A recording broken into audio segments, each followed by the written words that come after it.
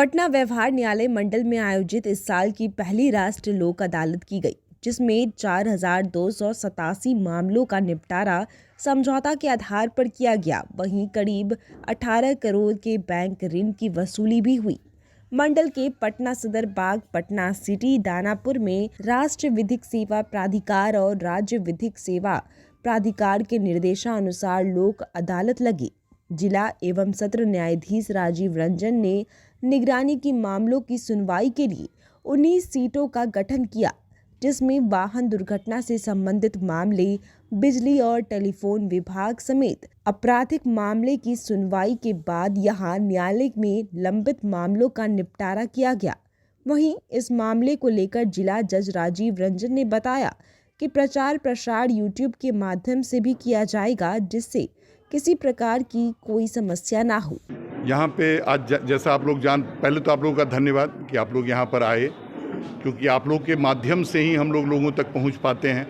और लोगों तक ये जानकारी दे पाते हैं कि आप आएँ, अपने जो क्रिमिनल कंपाउंडेबल केसेस हैं या बैंक से संबंधित केसेस हैं या क्लेम केसेस हैं, जो इंश्योरेंस से संबंधित केसेस हैं, या एक्सीडेंट हुआ है, मौत हो गया है, तो इस तरीके का बहुत सारा केसेस है जिसको आ करके आएँ। और यहाँ पर जो नेशनल लोक अदालत 4 लगा करता है,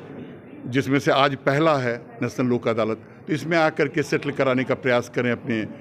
वादों का। और जैसे कंपाउंडेबल कैसे थप्पड़ मार दिए, तो जो थप्पड़ खाता है अगर वो भी बड़ा है, दिल का बड़ा है, तो आकर के माफ़ कर देता है कि नहीं, मैं केस नहीं लड़ना चाहता हूँ। दूसरे ने माफ़ी मांग लिया, जैसे बड़ा भाई छोटा मेल के जरिए समाप्ति हो सकता है। और जैसे मैंने कहा कि कंपाउंडेबल केसेस जो होता है, क्रिमिनल केसेस, वो हो सकता है। तो ये सब केसेस यहाँ पर लोक अदालत में जिसका निष्पादन होता है, जो नेशनल लोक अदालत है, 4 नेशनल लोक अदालत हुआ करता है, जिसमें पहला ये नेशनल लोक अदालत है। सर, इसमें कितने केसों का निष्पादन होने का अनुमानित? नॉर्मली जो पिछले लोक अदालत इत्यादि सबका देखिएगा आंकड़ा, तो पाइएगा कि करीब 1,500 के आसपास क्रिमिनल केसेस हो जाया करते हैं।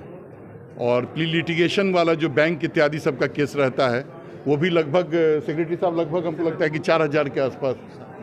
के आसपास का हम लोग उम्मीद करते हैं। तो 6-7 हज़ार के आसपास का हम लोग ये टारगेट रख करके चल रहे हैं। परंतु अब देखते हैं, धीरे धीरे समय बीतता है तो कितना होता है। बल्कि पटना का बहुत अच्छा रहता है और क्रिमिनल केसेस टॉप पे रहता है, जो कंपाउंडेबल होता है और मेल के जरिए वादों का समापन होता है यहाँ पे। बैंक को लेकर थोड़ा ये होता है, जो आम जन बैंक थोड़ा कम साथ दे पाते हैं, या जो आपकी तरफ जो निष्पादन नहीं हो पाता है, सेटलमेंट नहीं हो पाता है, गरीब तबके के लोग उसको हम लोग प्रयास करते हैं कि जो मिनिमम वो रेट हो सके, जो कानून परमिट करता है मिनिमम रेट, और लोक अदालत में आकर के तो वो और कम हो जाना चाहिए, जिसके जरिए कि मामले का निष्पादन किया जा सके। अब होता क्या है कि वो अपने सुपीरियर अथॉरिटी की बात करते हैं कि जो सुपीरियर अथॉरिटी का जो डायरेक्शन है, उसके अनुसार इतना में मामला सेटल किया जा सकता है। जबकि लोक अदालत में अगर आप, ठीक है, प्रिंसिपल अमाउंट को मत घटाइए, परंतु अगर प्रिंसिपल अमाउंट के साथ कुछ इंटरेस्ट या ना ही इंटरेस्ट के साथ अगर आप सेटल कर देते हैं तो वो ज़्यादा बेहतर होगा। प्रयास करूँगा मैं कि अगर इनके हायर अथॉरिटी से बात करूँ कि अगर पॉसिबल हो ऐसा, तो जितना ज़्यादा हो सके वो मनी, जितना भी जो पैसा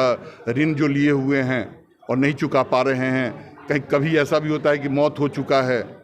उसके पति का और ऋण चुकाना है, तो प्रयास करें कि उसे जितना कम कर सकें वो ज़्यादा जरूरी होगा। सर, बहुत से लोगों को जानकारी नहीं होती कि आज के लोक अदालत हो लगा, ऐसे में प्रचार प्रसार में कहीं कमी के कारण ऐसा हो रहा है? प्रचार प्रसार करने वाले कौन कौन होते हैं, उसमें से पहला स्तंभ तो आप हैं, और आपके जरिए ही हम लोग बताते हैं लोगों को, कि पेपर के जरिए बताते हैं कि नेशनल लोक अदालत इस तारीख को है। और सेक्रेटरी DLSA हैं यहाँ पे, DLSA जिला विधिक सेवा प्राधिकार है, वहाँ पर भी आकर के जानकारियाँ ले सकते हैं। हम लोग प्रयास कर रहे हैं कि यूट्यूब के जरिए भी लोगों तक जानकारी पहुँचा सकें कि लोक अदालत कब होने जा रहा है, जिससे कि ज़्यादा से ज़्यादा